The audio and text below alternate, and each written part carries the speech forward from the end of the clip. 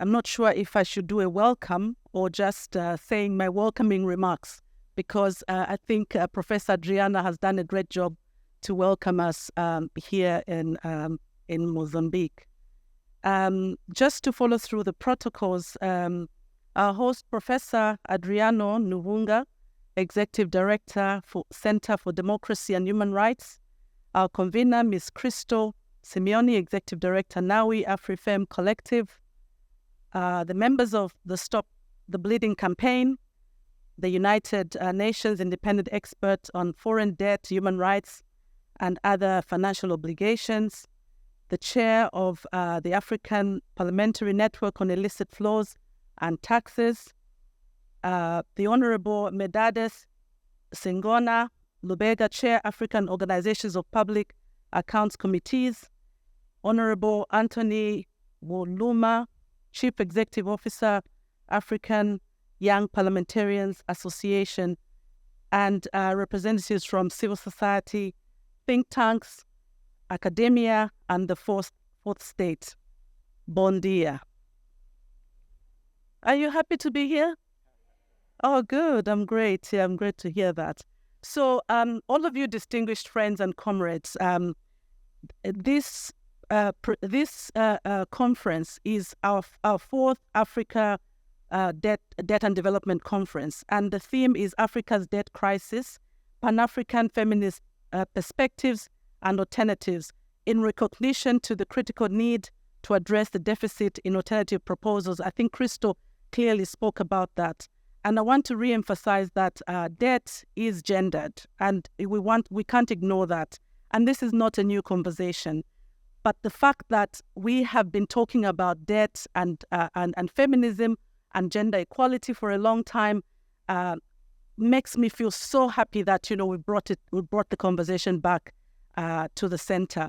So the theme for this year's AfCoDD challenges the long-held views on macroeconomic modeling and offers a feminist lens that exposes a fractured global debt and financial architecture. In fact, it's not just fractured, it's disordered. They call it a world order. I always say that a world disorder. This system, this financial architecture has disproportionately affected women and especially girls as well. And the numbers confirm this story. As a percentage of GDP, Africa's share of external debt has risen from approximately 19% in 2010 to nearly 29% in 2022. And over the same period, Africa's creditor composition has changed dramatically, as you know, with private creditors comprising 44% in 2021 and now has gone up to about 30% in 2010. Furthermore, we're seeing more and more the proportion of bilateral and multilateral creditors declining from 33% to 23% and 37% to 32% respectively over the same period. So this discussion around a feminist lens in debt is very essential, because we want to bring the gender dimensions and implications of all the things that are done within debt and how they impact women, men, boys and girls. So it's just not about women. When we talk about gender, we're not saying just women. We're talking about men, boys and girls, and possibly other key populations or key elements of people that we may have left out. So it is very important that we recognize the gendered nature of debt, and we look at issues that we're going to be talking about. For example, when we talk about the cost of debt servicing. So the cost of debt servicing has implications on how the economies are run and how resources are distributed. And I think we're talking about resources here.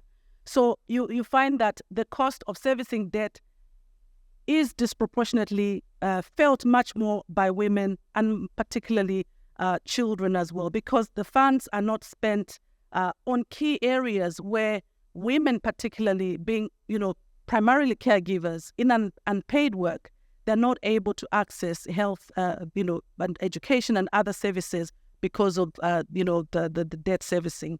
And when we look at the macroeconomic modeling, and I think our experts, like Christo and others, will talk to it a lot more.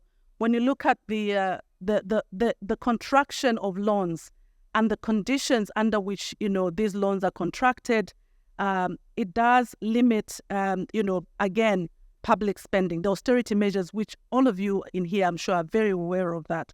They limit, the spending towards, or even allocation of resources to critical areas where, the women and children are supposed to be accessing. For example, healthcare interventions. You're looking at gender-based violence interventions and others. So when you remove subsidies from those services, you find that it's difficult for governments to actually, allocate resources there. We're talking about, the role of women in, the political space, or even the elections, or even in the decision-making structures. Again, we are limited, and I'm sure the experts will tell us the numbers there. And all I'm saying is that at this point where we have reached, I think it is at our own risk that we do not use, our feminist lens in any alternatives that we propose on the table for debt restructuring or debt reforms and so on. And when you talk about a feminist lens, sometimes, we always confuse it to saying women are asking for space, women are asking for voice. We are not asking for voice. We will not get permission for voice. That's not what we want. We belong. We belong on the table. We're not asking that you should get our voice around how debt impacts us. We're saying it is, something that is fundamental. It's a human right. It's a fundamental human right that we need to be at the table. And when you see debt, the debt crisis particularly, constantly reflect that, you're seeing those women and children who are disproportionately affected by it.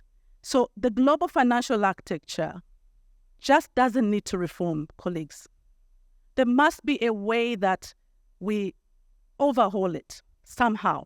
And we've got big brains here, influential people who have resources, who have the influence, who have the space to dismantle this world order, disorder, I call it.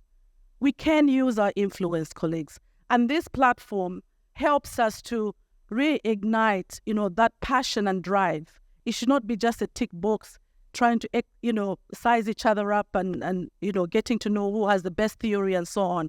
That's not enough for us as women in Africa. We want action. We want, all of us in our different portfolios to move the needle. So us as women, we're calling, on governments, we're calling on our, developing partners, the people that we work with in the communities to rise up to the challenge and say it is not enough for us to model alternatives that put profits before people. Because in everything, we're united by a common humanity, and we have to promote that. Thank you very much.